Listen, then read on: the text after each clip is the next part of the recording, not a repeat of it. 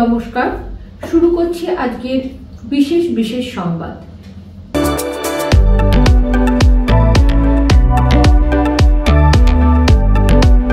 বৃহস্পতিবার বর্ধমান পূর্ব লোকসভা কেন্দ্রে বিজেপি প্রার্থী অসীম সরকার তার মনোনয়নপত্র দাখিল করলেন বর্ধমানে জেলা প্রশাসন ভবনে। এদিন সকালে মিছিল সহকারে প্রার্থীকে নিয়ে মনোনয়নপত্র দাখিল করতে আসেন বিজেপির নেতা ও কর্মীরা। মিছিলে ছিল আদিবাসীদের নৃত্যের দল, ছিলেন ঢাক ঢোল সহকারে মতুয়া সম্প্রদায়ের মানুষজন। মনোনয়নপত্র দাখিল করতে এসে অসীম সরকার তার স্বভাবসিদ্ধ ভঙ্গিতে কিছু গান গেয়ে শোনান। মনোনয়নপত্র দাখিলের পর সাংবাদিকদের প্রশ্নের উত্তরে তিনি বলেন, আমরা প্রথম দিন মনোনয়নপত্র জমা দিয়েছি, আমরাই প্রথম হব বলেই এদিন এসেছি। তিনি বলেন, দুর্নীতিগ্রস্ত দল তৃণমূলকে এবার মানুষ ভোট দেবে না। তার বিরুদ্ধে দাঁড়ানো প্রার্থী তৃণমূলের শর্মিলা সরকারকে একজন প্রতিদ্বন্দ্বী হিসাবে তিনি কিভাবে দেখছেন। এ প্রসঙ্গে অসীম সরকার বলেন,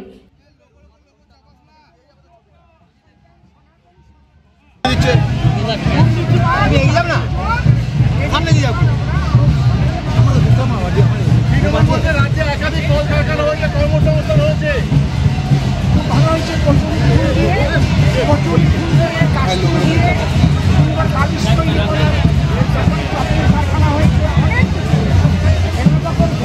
তিনি একজন মা, তাকে আমি মায়ের মতনই সম্মান করি।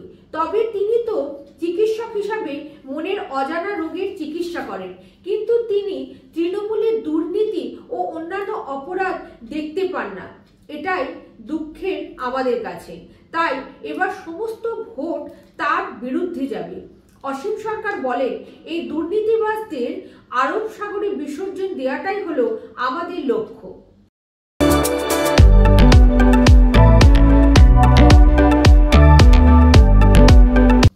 19 এপ্রিল নমিনেশন পত্র জমা দিলেন বর্ধমান পূর্ব লোকসভা কেন্দ্রের তৃণমূল কংগ্রেস প্রার্থী ডক্টর শর্মিলা সরকার।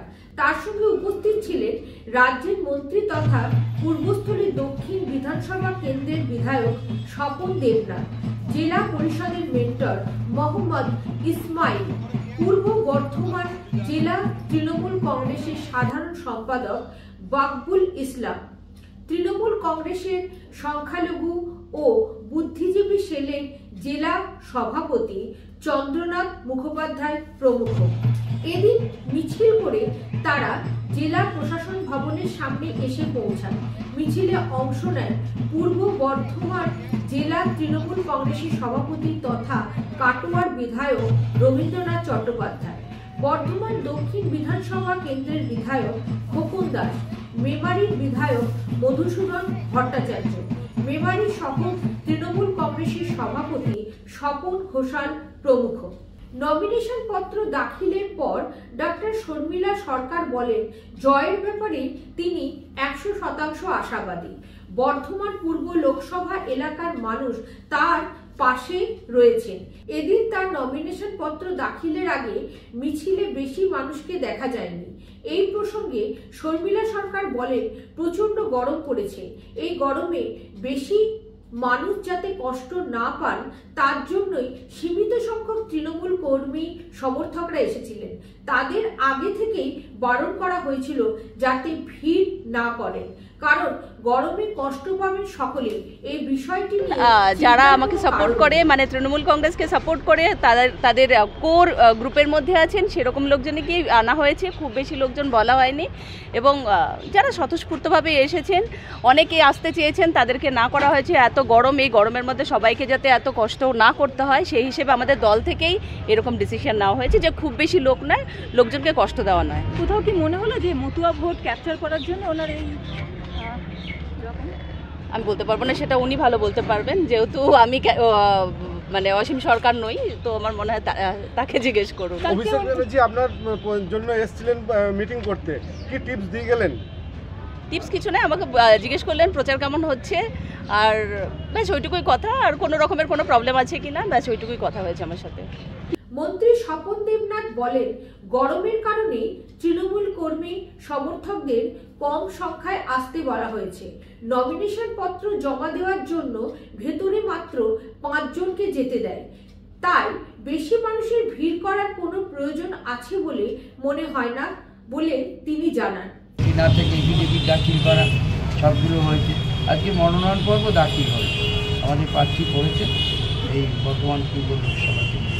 মন্দির মসজিদে যাওয়া তো যার ধর্মে বিশ্বাসী তারা যাবে, যারা ধর্মে বিশ্বাসী নয় তারা যায় না। আমরা ধর্মেও বিশ্বাসী, আবার মানব ধর্মেও বিশ্বাসী। নিজে এসেছি প্রার্থীর প্রস্তাবক হিসাবে। জয়ের ব্যাপারে আমরা যথেষ্ট আশাবাদী বলে দাবি করলেন স্বপনবাবু। তিনি বলেন, এদিন নমিনেশন পত্র জমা দিতে আসার আগে তারা বর্ধমানের অধিষ্ঠাত্রী দেবী সর্বমঙ্গলা মন্দির ও বড়মা মন্দিরে পুজো দেন। দুই জায়গাতেই বর্ধমান পূর্ব ও বর্ধমান দুর্গাপুর এই দুটি লোকসভা কেন্দ্রের তৃণমূল কংগ্রেস প্রার্থী জয়ের ব্যাপারে প্রার্থনা করেন।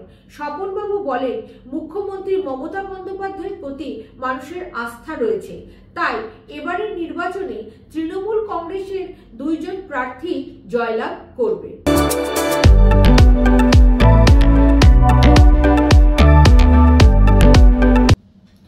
আজকের সংবাদ এই পর্যন্তই।